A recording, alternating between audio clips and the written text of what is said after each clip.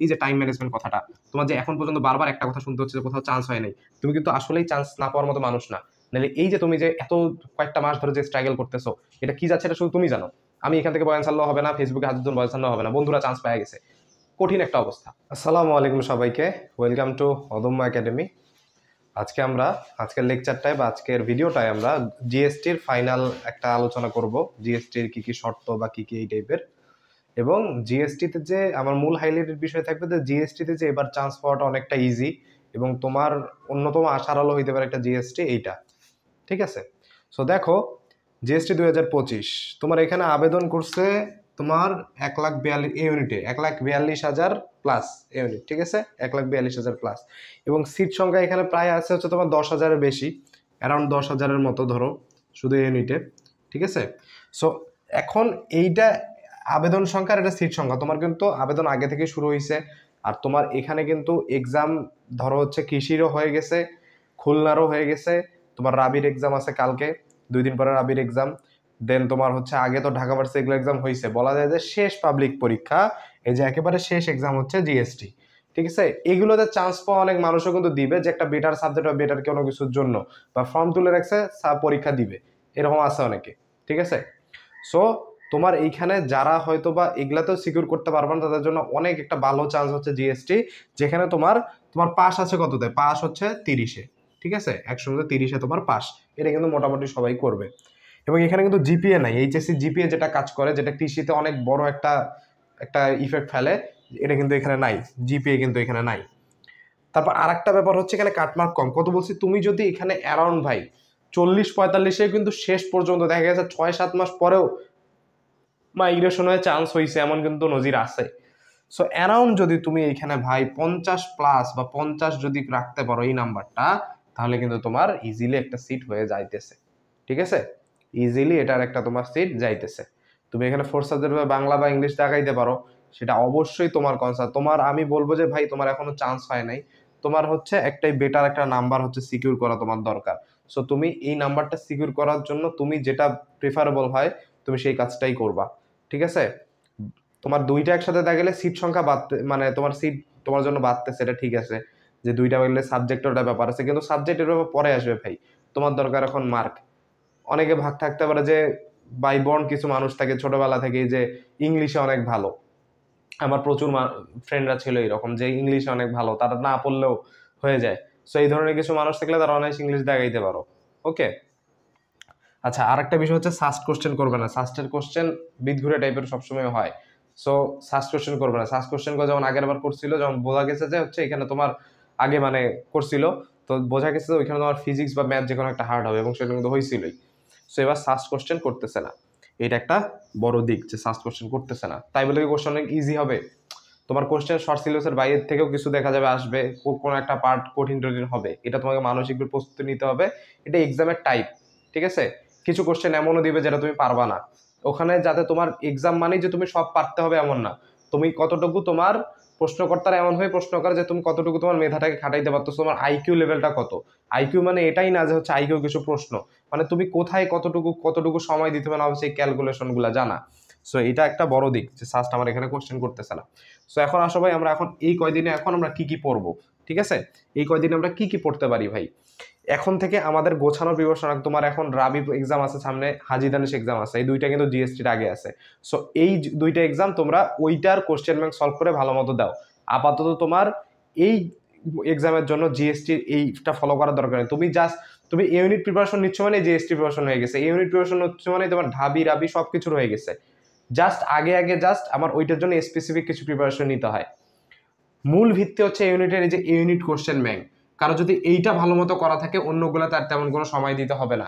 Just কিছু pattern থাকে, ওই প্যাটার্নগুলো ফলো করতে হয়। যেমন এখন রাবি এক্সামের জন্য রাবি প্যাটার্ন ফলো করতে হবে, হাজি দানেশের জন্য হাজি দানেশের প্যাটার্ন ফলো করতে হবে, কিছু প্যাটার্ন থাকে সবার।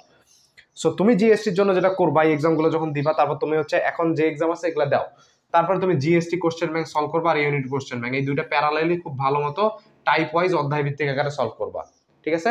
টাইপ ওয়াইজ অধ্যায় ভিত্তিক আকারে এই দুটো সলভ করবা। তারপরে মওলানা ভাসানী, এবার কে কোশ্চেন করবে? মওলানা ভাসানী। তুমি মওলানা ভাসানী কোশ্চেন ব্যাংক যে কোনো পুরানা লাইব্রেরি বা লাইব্রেরিতে কিনতে পাবা, ঠিক আছে? তো মওলানা ভাসানী কোশ্চেন ব্যাংকটা, এটা ওদের যতগুলো কোশ্চেন পারো, যত সালের কোশ্চেন পারো সলভ করো, ঠিক আছে, মৌলানা ভাসানী কোশ্চেনগুলো, কারণ এদের কিন্তু কোশ্চেন মোটামুটি ইজি টাইপের হয়। সো সো তোমার এই কোশ্চেনগুলো ভালো মতো সলভ রাখতে হবে, মৌলানা ভাসানীর কোশ্চেনগুলো, ঠিক আছে।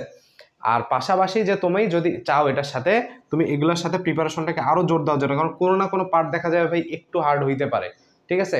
এটা তুমি কখন পারবা, তোমার যখন প্রবলেম সলভিং ক্যাপাসিটিটা থাকবে। এটা তুমি বাড়াইতে পারবা যদি তুমি বিজ্ঞান ও প্রযুক্তি কোশ্চেন ব্যাংক সলভ করো, ঠিক আছে। বিজ্ঞান ও প্রযুক্তি, এই বিজ্ঞান ও প্রযুক্তি কোশ্চেন ব্যাংক যদি তুমি সলভ করো ভাই, তাহলে তোমার কিন্তু প্রিপারেশনটা আরো বেশি মজবুত হবে। কিন্তু এইটা হিসাব পরে, তুমি আগে এই দুইটা কোশ্চেন ব্যাংক মতো সলভ করবা। মূল বইয়ের কি করবা ভাই, তুমি যদি ম্যাথ দাগাই থাকো তাহলে মূল বইয়ের কিছু স্পেসিফিক ম্যাথ আছে যেখানে অনেক সালের ম্যাথ আসছে, এই ম্যাথগুলো জাস্ট নোট থেকে তোমার দেখে নেওয়া যে এই ম্যাথগুলো আমার আসছে। কারণ ম্যাথ এমন একটা জিনিস শর্টকাট কাজে দিবে, ঠিক আছে, কিন্তু তুমি যে রিটেন টাইপের জিনিস একটু যদি ধারণা রাখো তাহলে ম্যাথটা আরো বেশি ক্যালকুলেশনটা ভালো দ্রুত করা যায়। এটা কিন্তু আমার পড়ালেখা থেকে আমি বলতেছি। অনেকে বলতে পারে শুধু শর্টকাট করো, কিন্তু শুধু শর্টকাট করলে আসলে হয় না ভাই, কিছু আমার রিটেন টাইপের একটু জ্ঞান থাকা লাগে। এটা তুমি এতগুলো এক্সাম দিয়েও হয়তো বুঝতে পারছো।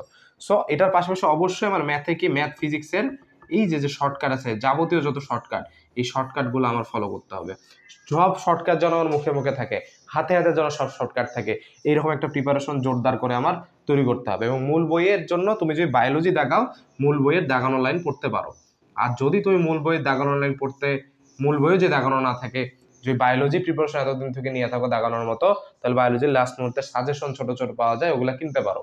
কিন্তু আমি প্রিফার করি যে মূল বইয়ের কিছু লাইন পড়ে যাওয়াই বেটার, এবং সাথে কোশ্চেন ব্যাংক সলভ করা। এবং মূল বইয়ের কি আছে, কিছু আমার কি থাকে, মূল বইয়ের প্যাকেজে থাকে হচ্ছে আমার সার সংক্ষেপ, ঠিক আছে। এই সার সংক্ষেপগুলো থেকে কিন্তু ভাই অনেক কোশ্চেন হয়, এই সার সংক্ষেপগুলো থেকে অনেক কোশ্চেন হয়। এই সার সংক্ষেপগুলো আমার ভালো মতো রপ্ত করতে হবে, সার সংক্ষেপগুলো জানলে আমার অনেক কিছু জানা হয়ে যায় অধ্যায়ে। সো এই সার সংক্ষেপগুলো আমার পড়তে হবে, বিশেষ করে কেমিস্ট্রি ফিজিক্সের জন্য সার সংক্ষেপ, কেমিস্ট্রি ফিজিক্সের জন্য মাস্ট, ঠিক আছে।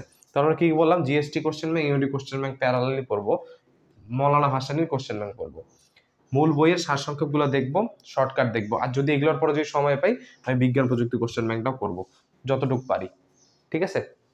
আমি এখন থেকে কোশ্চেন ব্যাংক দাগায় দাগায় সলভ করবো, যেইটাকে প্রবলেম ওগুলো মার্ক করে রাখবো, পরীক্ষার 1-2 দিন আগে ওগুলোই ভালো মতো খাতায় লিখে লিখে, এবং যেটাতে প্রবলেম হবে সেটা ঠিক করে যে খাতায় লিখে লিখে প্রবলেম স্কুলে সলভ করা।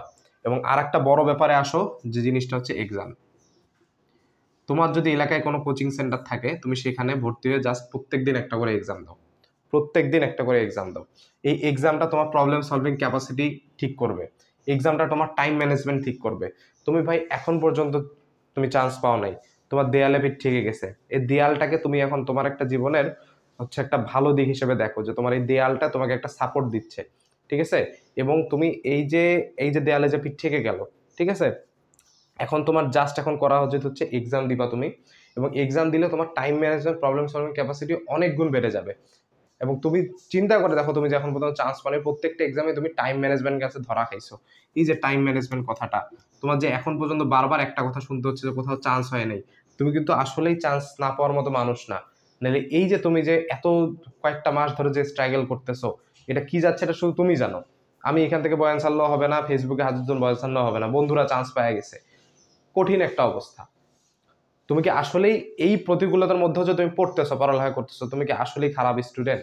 তুমি কিন্তু কখনো এই ভিডিওটা, এই কথাগুলো আমি সব ভিডিওতেই বলি, তুমি আসলে খারাপ স্টুডেন্ট, তোমার ল্যাকিংস আছে ভাই এই টাইম ম্যানেজমেন্টের জায়গাটায়, অথবা তুমি এক্সাম দাও না, অথবা তুমি এক্সাম হলে প্যানিক করো বেশি, এই জায়গাগুলা এগুলা ঠিক করতে হবে শুধু তোমাকেই। সবকিছু যে শুধু বেশি বেশি পড়লে ঠিক হবে এমন না, কিছু আইকিউ ক্যালকুলেটিভলিও ঠিক করতে হবে, ঠিক আছে, যে আমি কিভাবে কি করব। ওকে। এবং এখন থেকে তুমি লং ক্লাস করা বন্ধ করো, লং ক্লাস করার দরকার নেই, নিজে সময় দাও, নিজে পড়ালেখা করো, এত কোনো কিছু সময় দাও। এবং নিজের জন্য দিনে সারাদিনও পড়ার দরকার নেই, এমন একটা টাইম রাখো, রিল্যাক্সের টাইম, বন্ধুদের সাথে আড্ডা দেওয়ার টাইম, বা যে কোনো একটা লিমিটেড। এবং ওই তোমার রিল্যাক্সের টাইমটা হবে অবশ্যই লিমিটেড। ফেসবুকিং করো, যাই করো না করো, সব কিছু হবে তোমার লিমিটেড সময়। এবং তোমার এই সময়টাতে দেয়ালে পিঠ ঠেকে গেছে, তোমাকে যদি তোমার তোমার অবস্থা বুঝতেছে, তোমাকে হেল্প করার মতো শুধু করতে পারে তোমার সৃষ্টিকর্তা আল্লাহ সুবহানাহু ওয়া তাআলা।